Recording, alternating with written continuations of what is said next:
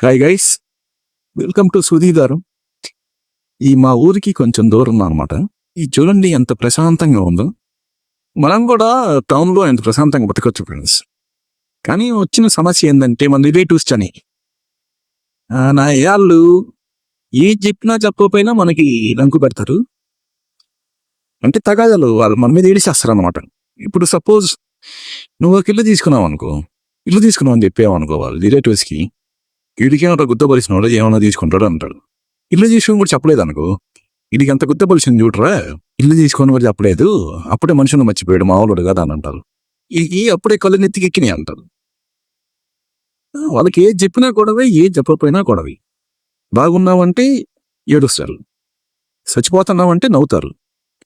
ఏదైనా సరే వాళ్ళు చేరాలి, వాళ్ళతో దింగులు తినాలి. తినండి మామ, ఏం కాదు. దింగులు తిన్నా కూడా మనమే బాగుపడతాం. అంటే రిలేటివ్స్ ఇది మైండ్ సెట్ అట్లా ఉండిద్ది అనమాట. ఫస్ట్ ర్యాంక్ వస్తే ఇడిదానికి 10,000 ఏడ కాపీ కొట్టుంటాడు అట్లా అంటారు. లాస్ట్ వస్తే ఇడి చదవడు పోరం బాగుండని అట్లా అంటారు. మామూలు రిలేటివ్స్ ఇవన్నీ పట్టించుంటే మనం ఎక్కడికి వెళ్ళలేము.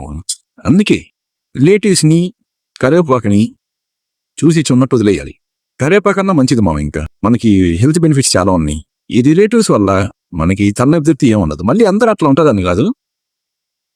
ఇంకో వీడియోలో కలుద్దాం.